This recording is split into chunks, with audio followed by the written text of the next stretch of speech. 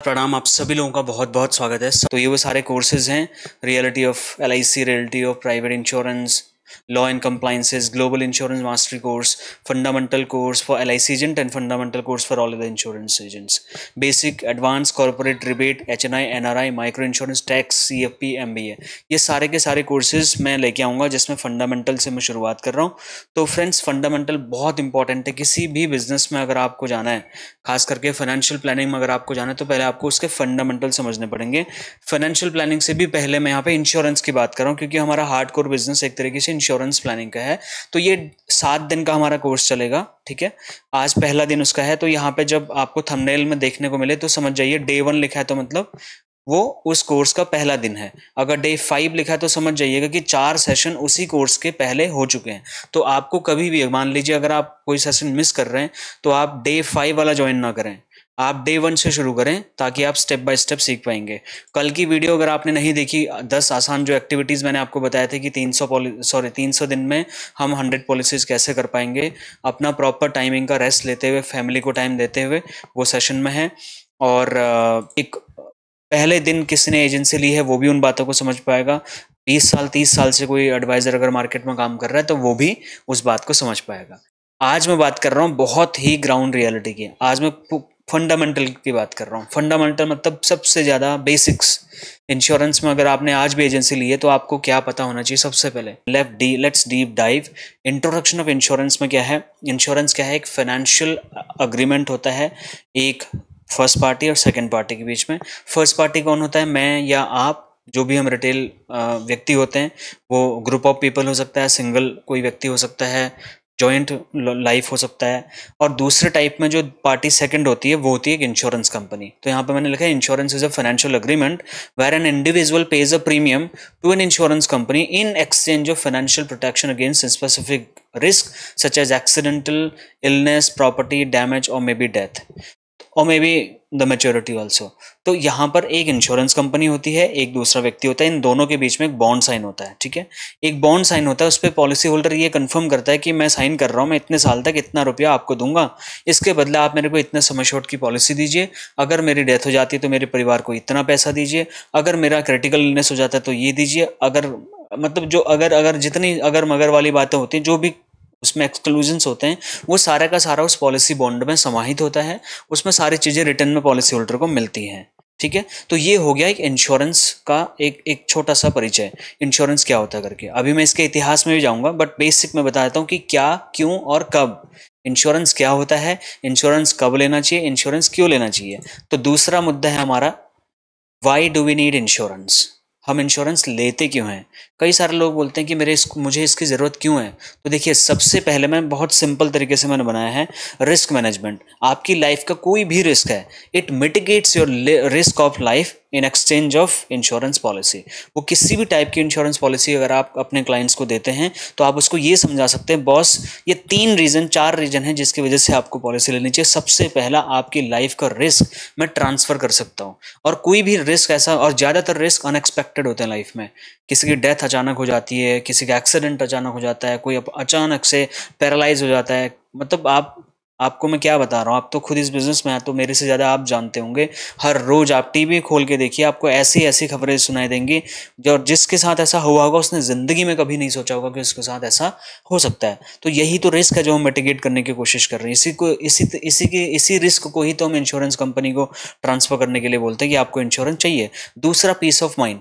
मैं पिछले 6-7 साल से अपनी हेल्थ इंश्योरेंस पॉलिसी का अच्छा खासा प्रीमियम पे कर रहा हूँ, और आज तक मैंने कोई भी क्लेम नहीं लिया।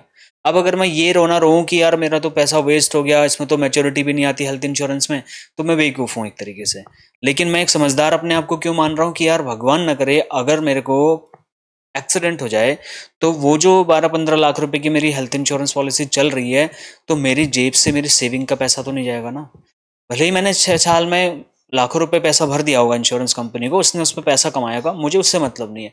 मतलब मुझे इस बात से होगा, अगर मेरे को क्लेम की जरूरत पड़ेगी तो मेरी इंश्योरेंस कंपनी मेरी सेविंग को टच नहीं करेगी, कैशलेस ट्रीटमेंट मेरा हो जाएगा।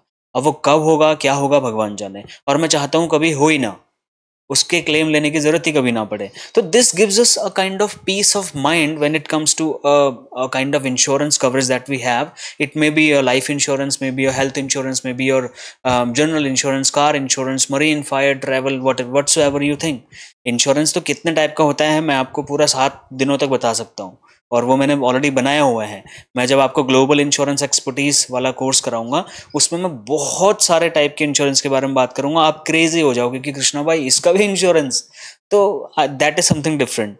Now protection of loved once. मान लीजिए कि है ही मेरा छोटा सा बच्चा है, 5 साल का बच्चा है, ठीक है। अब मैं चाहता हूँ यार मेरा बच्चा उसके शौक हैं वो एस्ट्रोनॉट्स काइंड ऑफ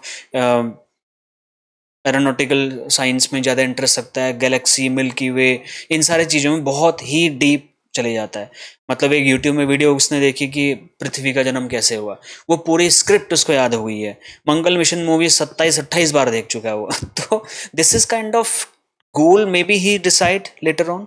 अब उसको मान लो एस्ट्रोनॉट बनना है या उसको स्पेस साइंटिस्ट बनना है, पता है मुझे कितना पैसा चाहिए होगा, और वो छोटे लल्लू पंजू इंस्टीट्यूट से मैं नहीं करा पाऊंगा उस टाइम पे उसको, right. May be that may B the interest of my child later on, and I will have liability to pay the cost of that particular courses, may B the IIT B जो भी courses होते हैं उस type पे जो IIT में जा करके होते हैं। मैकेनिकल इंजीनियरिंग हो सकता है, एरोनॉटिकल साइंस हो सकता है, स्पेस मिशन से रिलेटेड प्रोग्राम हो सकते हैं, कुछ भी। आपके बच्चे की मान लीजिए ड्राइंग बहुत अच्छी है, हमारे भाई के बच्चे की स्केचिंग बहुत अमेजिंग है, मतलब आप सामने खड़े होंगे, वो 12 साल का है, वो आपको हूबहू उतार देगा अपने सामने। उसकी स्केचिंग बहुत मस्त है, गांव में बैठ के वो जहां तहां स्केचिंग कर डालता है, पत्थरों में स्केचिंग कर डालता है पेंसिल से घुमा घुमा करके। हो सकता है कल को उसमें पैसा चाहिए। So this is kind of loved one that may have a big amount money that they need. उसके लिए मेरे को प्लानिंग करनी पड़ेगी, इसके लिए मेरे को इंश्योरेंस चाहिए। अब मैं हूं तो प्लानिंग कर रहा हूं ना, मान लो मैं रहा ही नहीं तो फिर मैं प्लानिंग कैसे कर पाऊंगा। तो मेरी एब्सेंस में मेरी उस प्लानिंग को गारंटीड तरीके से फुलफिल करने के लिए मेरे को इंश्योरेंस चाहिए। Last but not the least still is legal requirement. Some insurance like car insurance is mandatory in India, right? आपको पता होगा। तो ये लीगल हो जाता है। कई बार में आपसे किसी की गाड़ी ठुक गई, आपकी गाड़ी किसी ने ठोक दी, तो वहाँ पर लीगल केस होने के चांसेस होते हैं।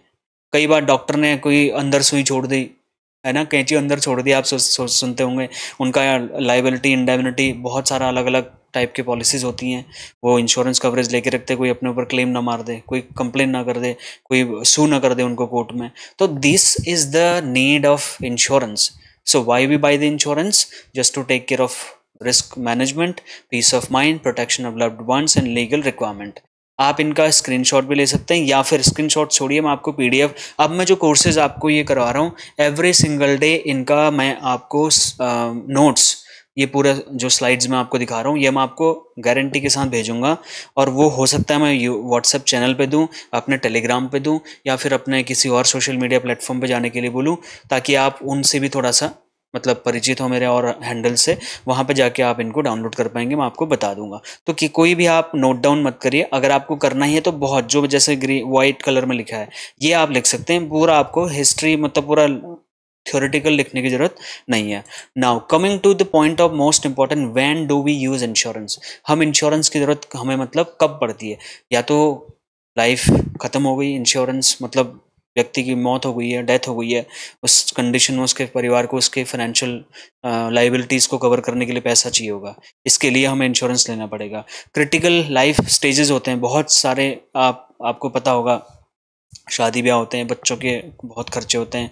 अब मतलब कोई ऐसी चीज़ें होती हैं जहाँ पे पैसा चाहिए ही चाहिए, उसके लिए आपको इंश्योरेंस पॉलिसी चाहिए, ठीक है। जब आप कोई छोटा मोटा बिजनेस स्टार्ट करते हैं, उस बिजनेस के कवर के लिए आपको चाहिए, उसके एसेट एलोकेशन के लिए, उसके रिस्क को मैनेज करने के लिए आपको इंश्योरेंस पॉलिसी चाहिए।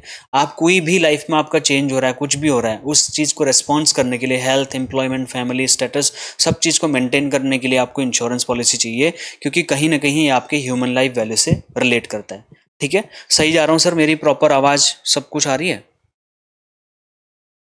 डोंट माइंड कृष्णा, छोटे छोटे बच्चों के हो,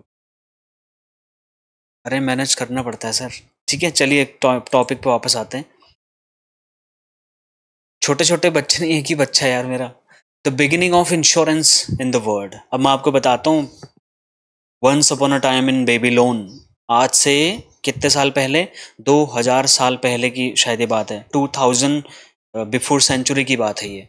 ठीक है, इस इमेज को देखिए, ये बहुत पुरानी इमेजेस मतलब आर्टिफिशियल इंटेलिजेंस की मदद से मैंने जनरेट करवाई है।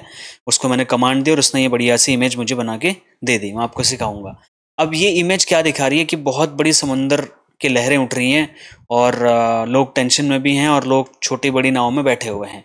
तो बिगिनिंग इंश्योरेंस का यहीं से हुआ। ये बेबीलोन सभ्यता की बात हो रही है अभी यहाँ पे, जो कि आज से शायद 2000 साल पहले के बारे में मैं बात कर रहा हूँ। ठीक है, इंटरनेट पे मिली जानकारी के हिसाब से। मैं तो तब था नहीं, तो मैं जो पढ़ रहा हूँ वही मैं आपको बता रहा हूँ। हो सकता है मेरे फैक्ट्स गलत हो जाए, कोई मुझे प्लीज़ कंप्लेन ना करे। तो जो मुझे इंटरनेट ने बताया वो मैं आपको बता देता हूँ। तो इसने मुझे बताया कि भाई आज से 2000 साल पहले के आसपास में, 2000 BC, 2000 साल ही होता होगा, आई डोंट नो, बट ऐसा ही कुछ होता है। तो वहाँ पे ग्रीस और रोम वाले एरिया में क्या हुआ, समुंदर में लोग जा रहे थे। और समुंदर में जब जा रहे थे तो बहुत सामान वामान भी होता था उस टाइम पे, तो सारा सी ट्रेड होता था। हम समुंदर के रास्ते से ही ट्रेड किया करते थे मोस्ट ऑफ द टाइम के करते ही वही उसी रास्ते थे। मतलब अगर क्रॉस बॉर्डर ट्रेड करना है तो क्रॉस बॉर्डर ट्रेड हमारा होता था समुंदर के थ्रू। अब समुंदर में खतरे बड़े खतरनाक होते थे। सबसे पहले तो लहरें उठ के आती थी और समुद्र मतलब जहाज पलट के कहाँ गायब हो गए पता ही नहीं चलता था। उसके बाद में उनसे बच के निकल गए, समुद्री लुटेरों का खतरा होता था। समुद्री लुटेरों से बच गए तो जहां पे ट्रेड करना होता था वहां चोरी डकैती का खतरा होता था। तो कुल मिलाकर रिस्क तो बहुत था। अब लोगों को यार, जब लोगों का नुकसान होने लगा, कई लोग मरने लगे, समुद्र की लहरों में गायब हो जाते थे। कई बार उनको पायरेट्स, जो समुद्री लुटेरों को पायरेट्स बोलते हैं, वो लोग आके लूट ले जाते थे। तो उनको बड़ी टेंशन हुई। उनको यार ये तो काम सही नहीं हो रहा। हम इतना मेहनत कर रहे हैं, इतनी मेहनत से हम जहाज पे सामान चढ़ाते हैं, कभी हमारा जहाज डूब जाता है, कभी हमारा जहाज में कोई लुटेरे हमें लूट लेते हैं, और कभी कोई और दिक्कत हो जाती है। तो इसका सोल्यूशन क्या कर सकते हैं? उनका एक काम करते हैं, हम सब आपस में कुछ कुछ पैसे इकट्ठा करते हैं अलग से। जैसे मान लो तुम्हारे जहाज में 100 रुपये का सामान है, मेरे जहाज में 100 रुपये का सामान है, तो एक काम कर, तो 100 रुपये हम 10 लोग मिला लेते हैं और हमारे हो गए 1000 रुपये। इस 1000 रुपये को हम अलग रख लेते हैं। किसी का भी जहाज डूबा, किसी की भी मौत हुई, कुछ भी लॉस हुआ उसका, अगर उसका लॉस हो गया तो हम ये 1000 रुपये उसको पे कर देंगे। अगर उसकी मौत हो गई तो उसकी वाइफ को दे देंगे, और वो जिंदा रहा तो उसको हम दे देंगे, जिससे कि उसका जो नुकसान हुआ उसकी भरपाई वो बेचारा कर पाएगा। उसको मतलब वो बर्बाद नहीं होगा।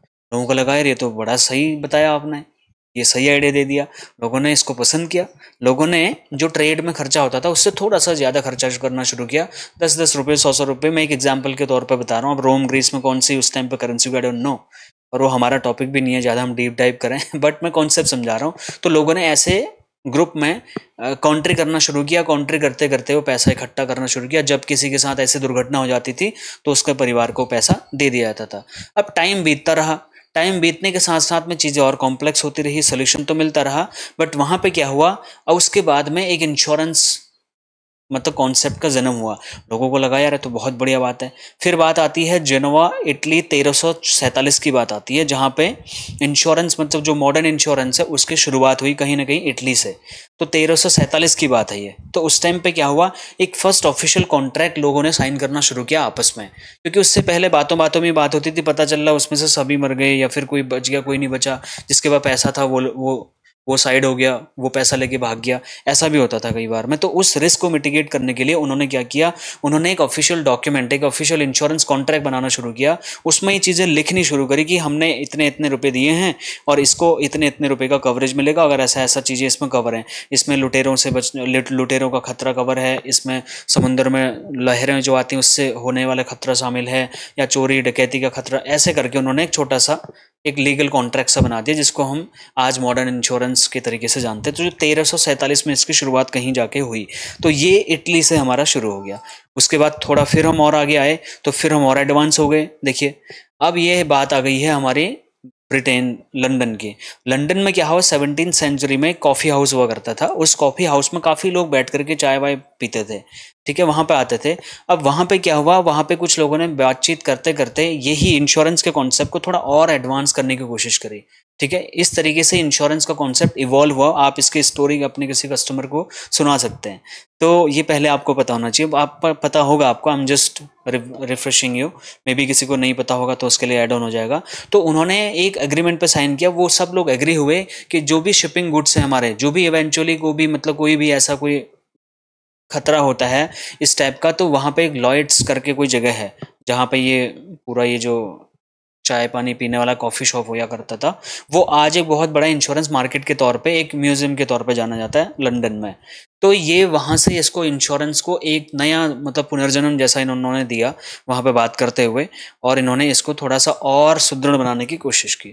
अब हम आ जाते हैं इंडिया में। भाई इंडिया की बात बताओ, ब्रिटेन इटली फ्रांस की बातें हो गई, इंडिया के बारे में सुनिए। इंडिया में आपको पता होगा ब्रिटिश ट्रेडर्स सबसे पहले आए, क्योंकि ईस्ट इंडिया कंपनी ने हमारे को बहुत सालों तक, लगभग 200 सालों तक हमें गुलाम बना के रखा। हर चीज़ उन्होंने हमें लालच दे करके रेडीमेड बनानी शुरू कर दी, जबकि हम तो सूती कपड़ा पहनते थे। उन्होंने बोला जी ये लो रेडीमेड, हम खुश। तो बात उसकी नहीं कर रहे हैं, हम बात करें इंश्योरेंस की इवोल्यूशन की इंडिया में। तो ब्रिटिश ट्रेडर जब इंडिया में आए 19वीं सेंचुरी में, वैसे तो 1600 में आ गए थे, बट मैं 19वीं सेंचुरी की अगर मैं बात कर रहा हूँ, 1916 में आ चुके थे वो। उस सेंचुरी में first insurance company oriental life insurance company हुई हमारी कलकत्ता में, जो कि 1818 में बनी। लेकिन उसमें एक पंगा था। पंगा ये था, ये पहले से हमारे से दुर्व्यवहार करते थे अंग्रेज, हमें कुछ नहीं समझते थे, हमारे साथ सौतेला व्यवहार सा करते थे, हमें अपना गुलाम समझते थे और गुलाम थे भी हम। तो ये क्या करते थे उस टाइम पे, बहुत ही खास लोगों का ही बीमा किया करते थे, इंडियंस का बीमा नहीं किया करते थे, ठीक है। लेकिन उसके बाद में कुछ टाइम बाद में यूरोपियंस, मतलब जो यूरोपियंस का ही ज़्यादा यही करते थे। उसके बाद में एक मतलब 1870 की बात है, जब एक mutual Bombay mutual assurance society करके एक इंश्योरेंस कंपनी की शुरुआत की गई, जिसने पहली बार इंडिया के लोगों को इंश्योरेंस पॉलिसी देना शुरू किया। तो ये शुरुआत कब से हुई? 1870 से। बहुत देर हुई, मतलब बहुत देर। जबकि इंश्योरेंस की शुरुआत तो 13वीं सदी से शुरू हो चुकी थी ना, मतलब 1300 कुछ में शुरू हो चुका था वो कॉन्सेप्ट। लेकिन चीज़ें इवॉल्व होने में, अब एडवांस होने में टाइम लगता है। तो अंग्रेजों ने वो शुरू यहाँ इंडिया में अपने लोगों को कवर करने के लिए किया। फिर हमको लगा यार फिर हम क्या गुलाम ही बने रहेंगे, तो फिर हमारे म्यूचुअल फंड जो कह रहा हूँ, Bombay mutual life assurance society करके 1870 में ये बनाई गई। और फिर इसने इंडियंस का, मतलब भारतीयों का बीमा करना शुरू किया। ये था एक छोटा सा इतिहास, इससे ज़्यादा हमें जानने की ज़रूरत भी नहीं है। ये बेसिक है, ये फंडामेंटल्स हैं। इतना अगर आप कस्टमर को बताएंगे, और आपको भी ये पता होना चाहिए कहानी ऐसे थोड़ा इंटरेस्टिंग तरीके से बताएंगे, वो भी कहेगा अच्छा यार ऐसा हुआ, ऐसा ऐसा हुआ, अच्छा पहले ऐसा होता था। तो इस तरीके से आप बता सकते हैं। नाउ टाइप ऑफ इंश्योरेंस, मैं बहुत ही बेसिक बात कर रहा हूँ सर। अब अभी आप ये मत सोचिएगा कि ये क्या यार बकवास करने लग गए सर। ये फंडामेंटल कोर्स है। फंडामेंटल कोर्स में मैं एज्यूम करके चल रहा हूँ कि कोई नया इंश्योरेंस एडवाइज़र को इस वीडियो से हेल्प हो जाएगी। आप पढ़े लिखे हैं, आप जानकार, एक्सपीरियंस हैं, तो आपकी नॉलेज में थोड़ा सा ब्रशअप हो जाएगा। 3 टाइप की इंश्योरेंस पॉलिसीज होती हैं basically, life insurance, health insurance और जनरल इंश्योरेंस। आपको पता ही है, लाइफ इंश्योरेंस में हम लाइफ को प्रोटेक्ट करते हैं किसी की, हेल्थ इंश्योरेंस में उसके हेल्थ को प्रोटेक्ट करते हैं, और जनरल इंश्योरेंस में car, fire, marine, travel, property सब कुछ आ जाता है, ठीक है। उसके बाद में ये तो हो गई हमारे टाइप ऑफ इंश्योरेंस की बात, ये बेसिक बता रहा हूँ आपको 3 टाइप के इंश्योरेंस। अब मैं बताता हूँ आपको एक एक्टिविटी। देखिए मेरा मुद्दा ये है, अगर मैं कोई भी कोर्स लेके आ रहा हूँ, ये खाली कहानियाँ सुनाने का मुद्दा नहीं है। इसमें आपको कुछ एक्टिविटीज़ भी मैं दूंगा।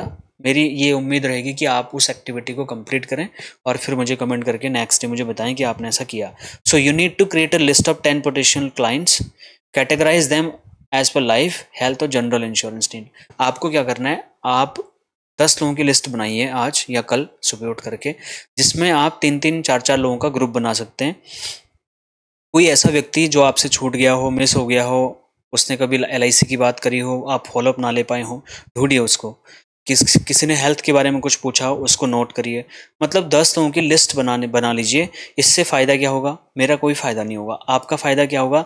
आपको 10 नए लोगों की लिस्ट मिल जाएगी, भूले भटके लोगों की लिस्ट मिल जाएगी जो कहीं आप मिस कर चुके हैं। इससे आप उनको कल ही फॉलोअप कॉल कर लेना कि सर ऐसा ऐसा हमारी बात हुई थी। इस एक्टिविटी से आपको क्या फ़ायदा होगा? बेसिक इंश्योरेंस जो आपने समझा, उससे आपको एक फ़ायदा ये हो जाएगा कि आपको उन लोगों से टच करने में हेल्प हो जाएगी।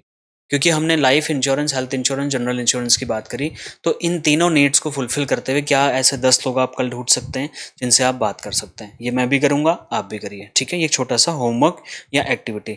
अभी हम बढ़ते हैं दूसरे चैप्टर की तरफ में। अब दूसरे चैप्टर में मैं बताता हूँ अंडरस्टैंडिंग द इंश्योरेंस मार्केट। कई सारे लोगों को आज भी इंश्योरेंस की मार्केट समझ नहीं आती कि IRDA करता क्या है, कैसे पॉलिसीज लॉन्च होती हैं, एक्चुअरी क्या होते हैं, अंडरराइटिंग डिपार्टमेंट कैसे काम करता है, कैसे डिसाइड होता है कौन सी पॉलिसी में क्या डॉक्यूमेंट लगेंगे, क्या लगेंगे, वो हम एडवांस में बात करेंगे। बट बेसिक मैं आपको बताता हूँ इंश्योरेंस मार्केट काम कैसे करती है, उसका क्या स्वरूप है। आपको सबको पता है इंश्योरेंस मार्केट में सबसे इंपॉर्टेंट रोल अगर आता है तो वो है IRDAI। अगर आप कोई इसकी फुल फॉर्म लिखना चाहें तो आप इसकी फुल फॉर्म लिख सकते हैं, और आप जिसको नहीं पता होगा, कई लोगों को नहीं पता हो सकता है IRDAI की फुल फॉर्म, ठीक है, वो लिखने में टाइम आपका वेस्ट होगा, इसलिए आप रहने दीजिए।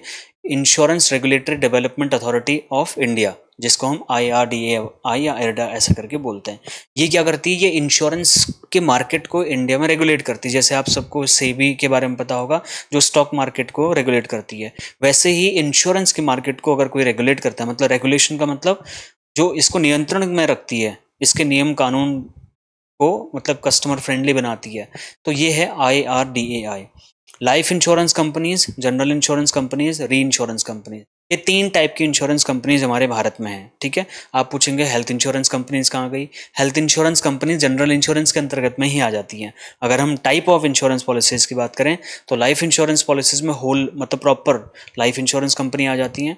जनरल इंश्योरेंस में हेल्थ इंश्योरेंस और सारे की सारी जनरल इंश्योरेंस कंपनी आ जाती हैं। री इंश्योरेंस में वो जैसे ज्यूरिक इंश्योरेंस के लिए मैंने काम किया है, दैट वाज अ री इंश्योरेंस कंपनी। वो millions and millions of dollars का हम पेमेंट वो करते थे, रिस्क कवरेज देते थे बड़ी बड़ी कंपनीज को। मार्श एंड एओन ब्रोकर्स को मैं डील करता था। तो री इंश्योरेंस कंपनीज इंश्योरेंस कंपनियों का इंश्योरेंस करते हैं, ठीक है। जैसे किसी ने 100 करोड़ की पॉलिसी ली, सारा का सारा LIC उसका रिस्क नहीं लेगा, वो 20 करोड़ किसी और को दे देगा, 50 करोड़ अपना रख लेगा, 30 करोड़ किसी और को दे देगा।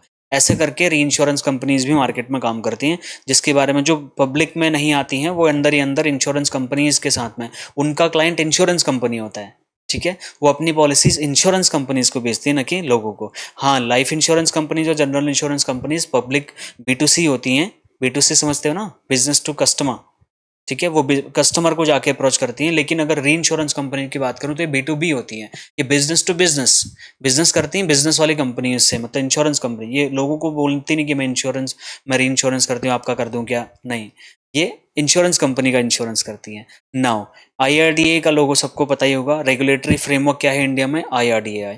अच्छा, आपके पास अगर 100 करोड़ रुपए हैं तो आप भी IRDA को बोल सकते हो, बाबू मैं भी इंश्योरेंस कंपनी खोलना चाहता हूँ।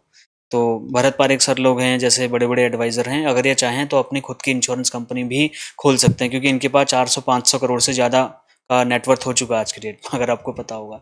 तो ये 4-4, 5-5 इंश्योरेंस कंपनी अलग से खोल सकते हैं भरत पारेख सर, क्योंकि उनके पास इतना पैसा है। और भरत पारेख सर तो ज़्यादा फेमस हो गए, वो थोड़ा सोशल मीडिया में बहुत कनेक्टेड रहते हैं, तो अब हमें इनका नाम पता है। लेकिन बहुत सारे इंश्योरेंस एडवाइजर मतलब 700-800 करोड़ रुपए की नेटवर्थ बना चुके हैं LIC एजेंट, आपको विश्वास नहीं होगा। मैं सक्सेस स्टोरीज में उनके बारे में आपको बताऊंगा, ऐसी कहानियां जो आपको पता भी नहीं होंगी। तो आपके पास अगर 100 करोड़ रुपए है तो आप वो डिपॉजिट रख करके IRDA में अपना इंश्योरेंस कंपनी की शुरुआत कर सकते हैं। वो किस टाइप का होगा, क्या उसका डॉक्यूमेंटेशन होगा, वो IRDA से पता करना पड़ेगा। बट मैं आपको बता रहा हूँ कि इंश्योरेंस कंपनीज कैसे बनती, कितना पैसा उनको रखना पड़ता है, ठीक है, मिनिमम। तो ये है IRDA, रेगुलेटरी करता है, जो कि रेगुलेटरी फ्रेमवर्क है हमारे इंडिया में, जो बहुत इंपॉर्टेंट रोल प्ले करता है। अब क्या रोल प्ले करता है, IRDA के क्या काम है, ये भी मैं चलिए आपको बेसिक बता देता हूँ। सबसे पहला, इंश्योरेंस कंपनीज को रेगुलेट करता है। कोई भी इंश्योरेंस कंपनी कस्टमर्स के साथ फ्रॉड तो नहीं कर रही है, कोई मतलब अपने नियम कानून खुद तो नहीं बना रही है, अपने हिसाब से तो कस्टमर को नहीं नचा रही है। इस चीज़ को देखने की जिम्मेदारी है IRDA की। अगर IRDA को लगेगा कोई इंश्योरेंस कंपनी लोगों को फ्रॉड कर रही है, स्कैम कर रही है, तो वो उसको ब्लैकलिस्ट कर सकता है, मार्केट से भगा सकता है, उसका बिजनेस ठप करवा सकता है। ये है IRDA। Protecting peoples holders interest, लोगों के इंटरेस्ट को बचाए रखने के लिए IRDA काम करता है, ताकि लोगों का इंश्योरेंस पे भरोसा बना रहे। कोई अगर क्लेम कंपनी नहीं दे रही तो वो इंश्योरेंस ऑम्बुड्समैन में IRDA में कंप्लेन कर देगा, तो IRDA की जिम्मेदारी है कि उसको इंसाफ दिलाया जाए, ठीक है। एक जज के तौर पर भी काम कर सकती है, जुडिशरी भी अपनी इसमें होती है। इशूइंग लाइसेंस, जितने भी इंश्योरेंस कंपनीज अपना लाइसेंस मतलब इंश्योरेंस बिजनेस करना चाहती है इंडिया में, वो IRDA के पास जाएंगी, बोलेंगे सर हमारे को इंश्योरेंस बिजनेस करना है, आप हमारे को लाइसेंस दे दीजिए। तो ये काम भी IRDA का है।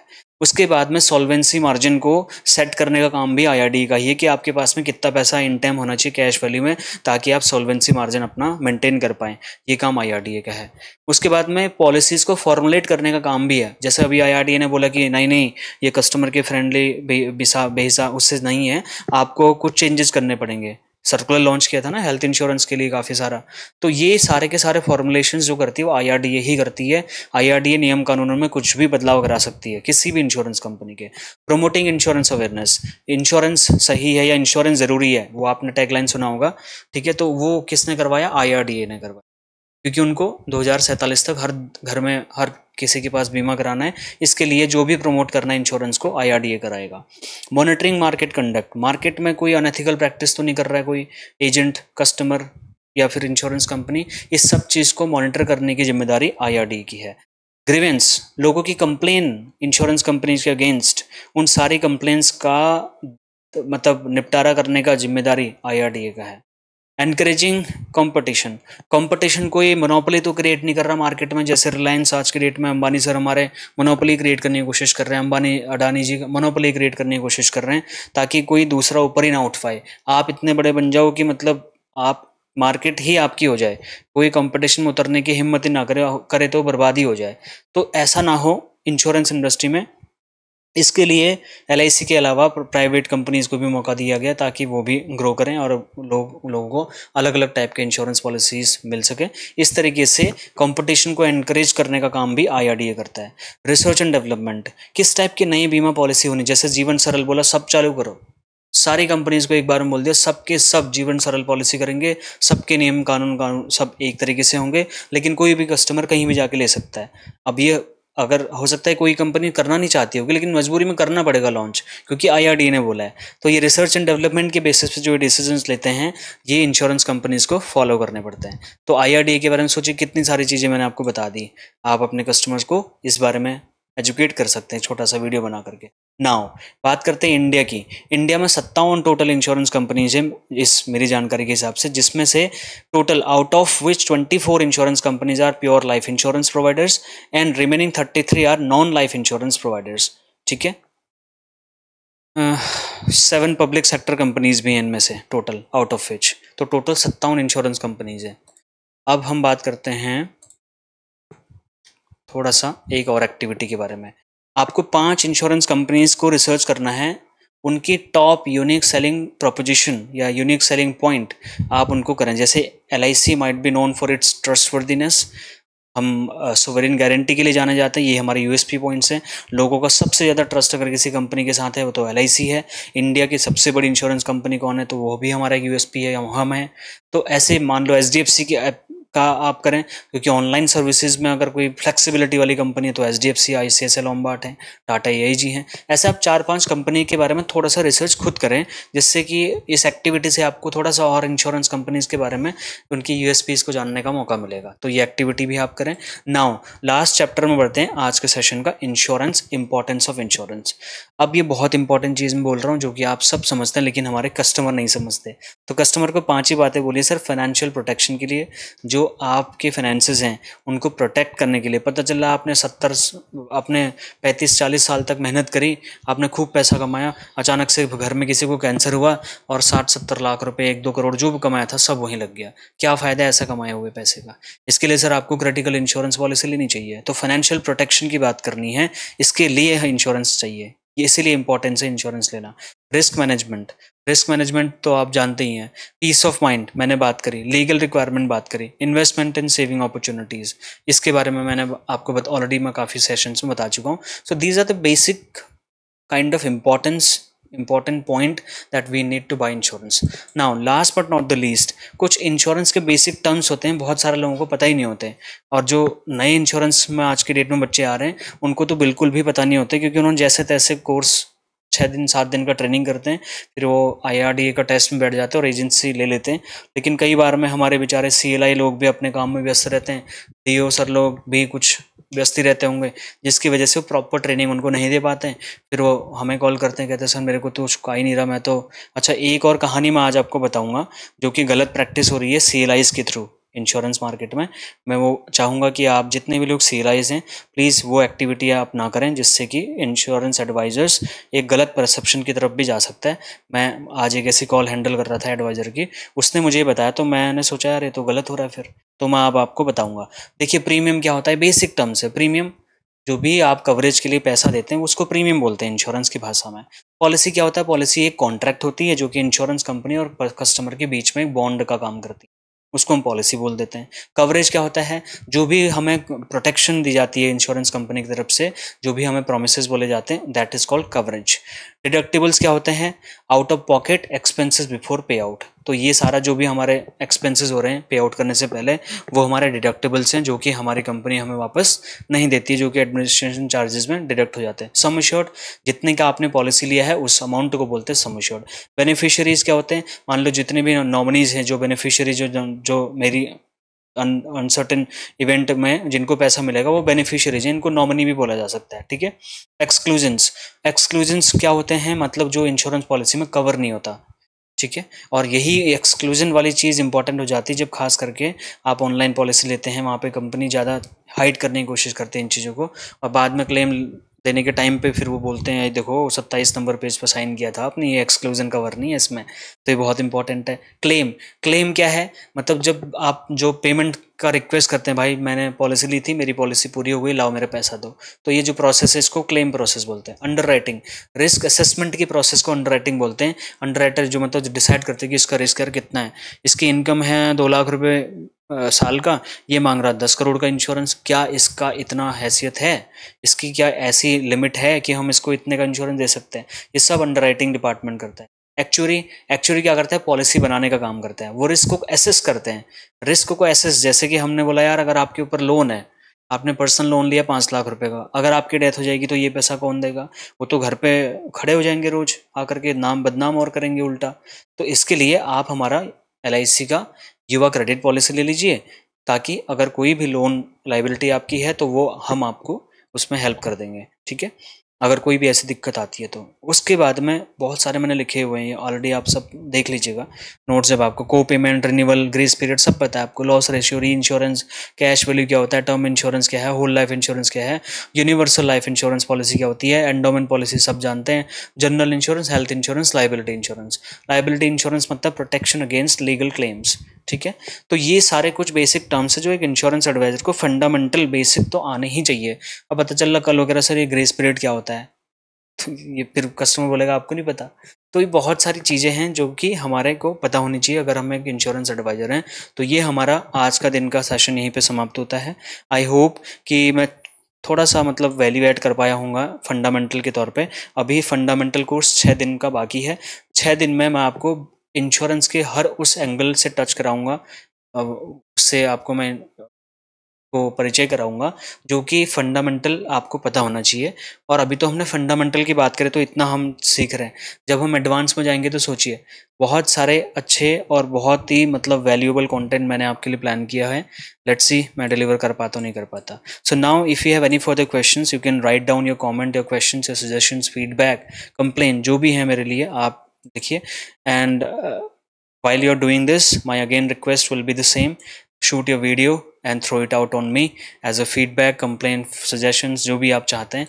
And if you have still not subscribed, go ahead and subscribe this channel right now, because this is your channel. This is not just a channel, this is a kind of family, kind of a community of insurance advisors who want to spread knowledge across the globe. So you need to like, comment and share. Also obviously subscribe and press the bell icon to see the notifications जब भी मैं video लेके आऊँ। But my aim is just to empower and reduce the knowledge gap of insurance advisors so that you can take informed decision when it comes to training, when it comes to client acquisition, when it comes to presentation, objection handling, whatsoever you are doing.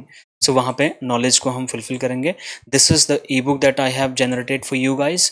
इसमें आप जिसने नहीं ली है वो आप इसको ज़रूर एक बार explain देखें। ये एक ही बार लेनी होती है, बार बार नहीं लेनी होती है। जब कोई अपडेट आता है तो हम आपको बता देते हैं। और इसके लिंक आपको ग्रुप में, सॉरी वीडियो के डिस्क्रिप्शन में 3-4 लिंक मिलेंगे। एक ई बुक को लेने का एक्सेस मिलेगा, लिंक मिलेगा, एक ग्रुप ज्वाइन करने का मिलेगा, एक आपको यूट्यूब चैनल सब्सक्राइब करने का लिंक मिलेगा, और एक और मिलेगा व्हाट्सएप चैनल को सब्सक्राइब या फॉलो जो भी बोलते हैं वो करने का। ये सारा आप कर लीजिए, आपको कहीं ना कहीं फ़ायदा ही होगा। कोई आपको मैं फालतू मैसेज करके टाइम आपका वेस्ट नहीं करता हूँ। आपने देखा होगा मेरी एक्टिविटी शाम को स्टार्ट होती है ग्रुप में, और 2-4 मैसेज में अपनी बात पूरी कर देता हूँ। और रात को 12 बजे हमारे चैनल पे एक पूल ओपन होता है जिसमें मैं एक कंटेंट इन्फॉर्मेटिव आर्टिकल भेजता हूँ आपके लिए, और 2 आपसे मैं ऑब्जेक्टिव क्वेश्चंस पूछता हूँ, जिससे आप डिसाइड कर सकते हैं कि आपने सही जवाब दिया तो आप चैंपियन, अदरवाइज आप गुड लर्नर। ठीक है, लूज़र नहीं, लूज़र कोई नहीं है, या तो चैंपियन या तो लर्नर। तो वो आप देख सकते हैं, अपने इंश्योरेंस की एडवाइजरी की नॉलेज आप वहाँ से बढ़ा सकते हैं। इस कम्युनिटी वाले सेक्शन में जा करके आप ज़रूर पार्टिसिपेट करें, हर रोज़ मैं चाहता हूँ आप करें। Now it's time to question and answer, and if you have not joined the WhatsApp group, go ahead and join that. This is my personal number. अगर आपके किसी WhatsApp का कॉल का जवाब नहीं आया है, don't worry, we'll call you back. We are planning to increase our number of people in our team so that हम dedicatedly आपको help करें. Don't worry.